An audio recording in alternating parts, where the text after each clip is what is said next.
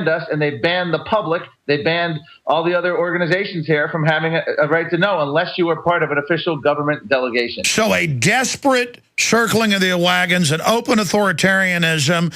Now, 2.5, 3 years ago at Copenhagen, they kept saying they would bring it out, but we're negotiating behind the scenes. You guys got a leaked copy that totally destroyed them, where they said right at double the cuts for the third world, they told the third world, hey, get America, get Europe, we're going to give you money. It was no such thing. It was a eugenics blueprint. So now they want our governments to sign on to this global governance treaty, break this down, but we're not allowed to see it. And then I want you to segue into, I'm sure you saw the articles, where with a straight face, they have the head, quote, climate cop saying, you will be fined 1.1 million Australian or arrested if you talk bad about carbon taxes.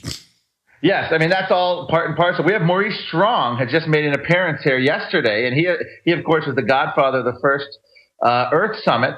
And he is down here, and it's not surprising. This is all. He's now, by the way, he's now claiming that he just went to China as a coincidence, not to avoid jail or to avoid any criminal prosecution. That just happened to be a coincidence after the UN scandals of years ago. He's down there, and it's not surprising that they've really turned this process on its head by being completely secret. We don't exactly know what's going to come out of this. Secretary of State Hillary Clinton is going to be arriving shortly, and also Todd Stern, the U.S. climate envoy. I don't know what's going to survive in this draft yet. Maybe we'll find out on Sunday or Monday when this is all through. We'll have to see. But again, so now it's like a giant Bilderberg group meeting with thousands of people paid for with taxpayer money, and we're not allowed to even know what's going on. That's exactly what's happening, yes. And interestingly enough, we also have Richard Branson made an appearance today. Lucy Lawless, who was arrested protesting Arctic drilling, the actress from Xena, Princess Warrior. Actor Ed Norton is down here.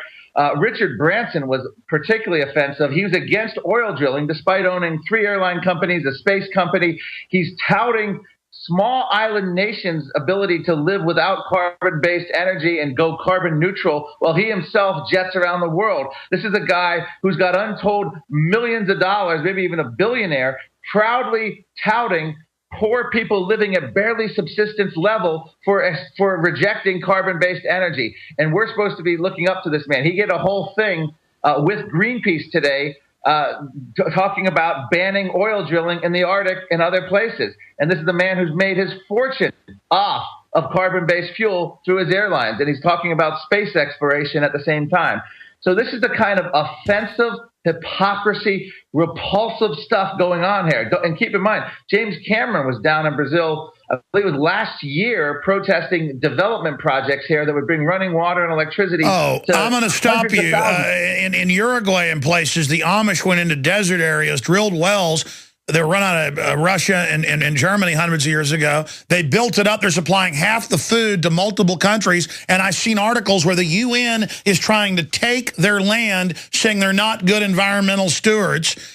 All they want is the land. They're murdering criminal pigs. Yes, we have reports of them slaughtering people in Africa and other places to seize this land, all part of these carbon credits and new things. And you mentioned Australia. Australia is now in the process of setting up essentially a climate central bank.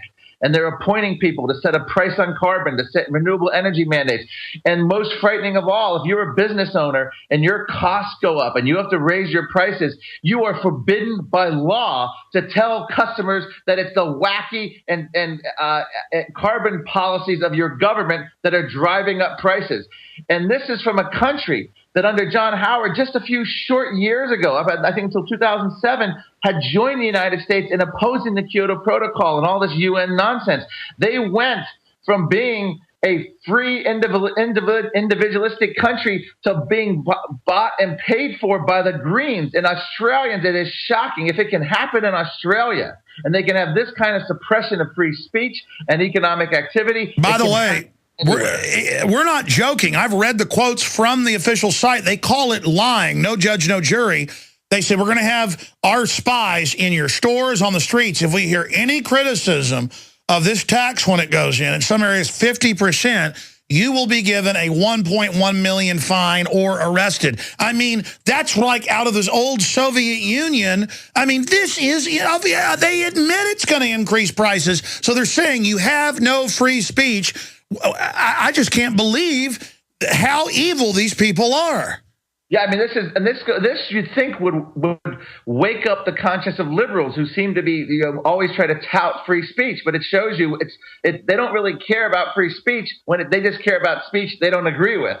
And this is the shocking thing. Again, Australia is not the country that would have profiled to sit and take this idly by. This was a country, again, that was actually on the outskirts with the United States and all these processes. But because of their new government, and Julia Gillard actually said initially when she was running she would never support a carbon tax, but then she had to get an alliance with the Greens in Australia, and so she reversed herself. So it's likely the next election in Australia will throw them out, but it's amazing to watch this happen. Australians should be rebelling in the streets. It's a total coup d'etat by a corporate crony government bureaucrat class. We're designed to face a foreign enemy with ships and planes and weapons, or an enemy running over the hill 5,000 years ago with clubs. We're not designed for the creepy bureaucrats that just ooze around. But now they've gotten so overt. What is going on? I mean, as the world mounts against them, are they just going into like some type of bizarre, frothing power trip? Is this a fleeing forward by these kleptocratic control freaks? It's hard to say. They can't be overly happy in one sense, because 20 years ago, they pressured a Republican president, George H.W. Bush, to show up at the Earth Summit in Rio. Now they can't even get Barack Obama to show up because environmentalism among the public is toxic. John Kerry said you can't even bring up global warming because people's eyes roll over. He said it's extraordinary. So world leaders are terrified of being associated with this, but at the same time... Sure, they want a stealth implementation. They've bet the farm on it. I was about to say. Yes, they want to do this behind the scenes, and the UN is cooperating by banning stuff, making it secret, classified. But so what's happening is we don't know what's going on behind the scenes, but publicly it's become toxic to associate with this. So they're sending Secretary of State Hillary Clinton here, and it'll be interesting to see what Hillary Clinton has to say or do, but I can't imagine she's going to say much publicly. In addition, they've gone after Jesus Christ here, overlooking anywhere you walk in Rio and on the beaches in the city, you can see their famous and iconic Jesus Christ statue that overlooks the city. It has now been turned green in honor of the Earth Summit by the United Nations. So you see this big green Jesus hovering over the city. It's as James Lovelock, the father of the modern environmental movement, who is now recanting almost fully, has said the green religion is now taking over from the Christian religion, and that's nowhere more evident than to look at this abomination of this big green Christ hovering over the city here. Wow, I haven't seen that in the news yet. I've got to get that out at Infowars.com. Has that been posted at ClimateDepot.com yet? Yes, I have a picture of the green Jesus at Climate Depot, and this is just another morphing, if you will, of this. This is what they say. Hey, but wait a minute. They're using big green light bulbs that burns carbon, and the carbon dioxide, the plants might breathe it and enjoy it. This is a horrible environmental crime. That's right. It is. And here's the thing. At the last Earth Summit, I interviewed Jerry Brown, the governor of California, and the same mindset here. They will literally say that the developing world can't emulate the Western wealthy nations. They can't have our lifestyle because the Earth can't handle it. They need to learn from our mistakes. Oh, yeah, there's been backlashes. Tell us about that. Women are marching. Yes, well, here's the thing. The women marching, perversely enough, they believe that capitalists have taken over sustainable development. They think it's a capitalist sustainable development. They want a socialist sustainable development. So the UN, in essence, is being attacked from the left, saying they're not socialist enough. That's what those. Well, yeah, the left wants to shut everything down and live in mud huts and ruin everybody's life, right. But they're mad that the bankers have figured out a way to scam everybody with it. They're like, no, don't do that. Just kill us. Just kill us, please. Well, yeah, going back to what I said, Jerry Brown, the idea that the developing world isn't allowed to develop other than to have, we have the UN chairman here of the climate panel, Rajendra Pachauri, touting solar lanterns, and they're touting essentially solar panels on huts made of dung in Africa. No, exactly. And it's white, wealthy Westerners telling people of color in the developing world how they should develop. When I was in South Africa, which was in Durban last December, I met the South African activist who says openly the white, wealthy Western world has no business telling people of color how to develop in Africa, Asia, South America. until we Amazing. Mark, stay there. We got to come right back, and I'll get Lord Moncton on tomorrow. Perhaps you can come on with him to make sure he can get on Skype, because it's been hard to get you on. ClimateDepot.com. I'm Alex Jones of Infowars.com. We're going to come right back with the final segment with Mark Moreno, joining us from Rio de Janeiro, site of the UN Global Government Mass Murder Communist Meeting. We'll be right back. Like a dog with a Tomorrow, we're going to have Lord Moncton and Mark Moreno on for the full hour. We're almost out of time right now. Mark, I've been foaming at the mouth talking about how dangerous these authoritarians are. They're so out in the open. They're so dangerous. I mean, it's like seeing Hitler in old films. I feel angry and threatened. I see Stalin. I feel angry and threatened. Not because I'm some wimp. I know dirtbag scum. But they're dead. These are real, creeping, vicious control freaks. You're in a nest of them. What is Rio like down there right now? What are some of the other points? Well, first, let me finish the point. The South African activist has said the wealthy Western nations, environmentalists, have no business telling small countries, undeveloped countries, how to develop until Washington, Paris, and London are willing to destroy themselves, level themselves, return to swamps, wetlands, and jungles. Until we're willing to do that, we can't tell them how they can develop. And we have Hollywood celebrities buying carbon credits, $10,000 to go to African countries to not allow Africans to develop, to keep their forests and, to keep their forests. It's eugenics posing as liberal while they run TV ads while you're out of the country saying whites are racist. Have you heard of this new campaign? Not that campaign. No, I haven't. Yeah, well, I mean, we'll talk about it tomorrow. Other points. Go ahead.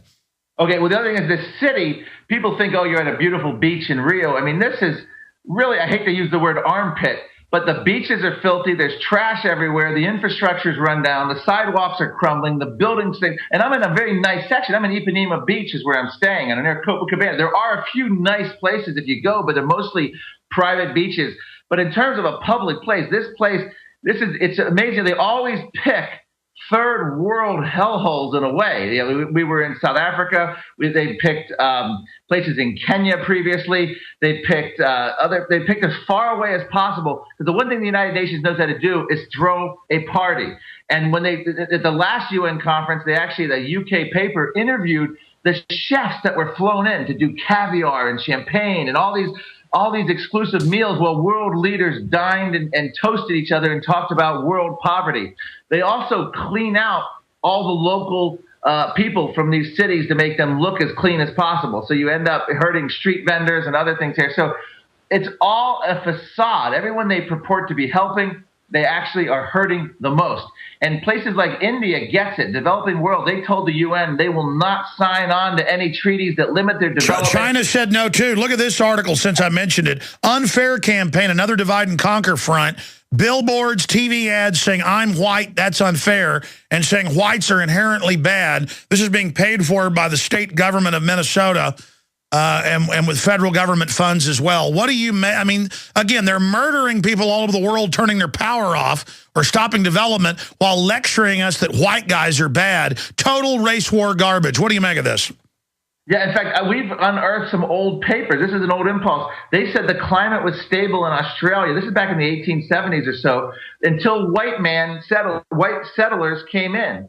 And this has been happening all along. They're always trying to blame it on the evils of the white man. In fact, they would argue that Western development is the most evil thing, and there's a race component to this. When you have white wealthy Westerners, and I met people that come to these Earth summits, the college kids, I call them eco-missionaries. They preach to the developing world living in huts of dung and dire poverty that they're living Earth-friendly. They're doing it right. They've called the U.S. lifestyle total BS because we have development, we have wealth, and we have infrastructure. So they've turned everything on its head at these conferences and these activists that are here. Well, they're a foreign army. They want to cut our resources off. They work for the globalists. It's a scientific plan. Thank you for going to great lengths to join us, Mark Moreno. You and Lord Moncton will join us tomorrow in this same hour with even more updates from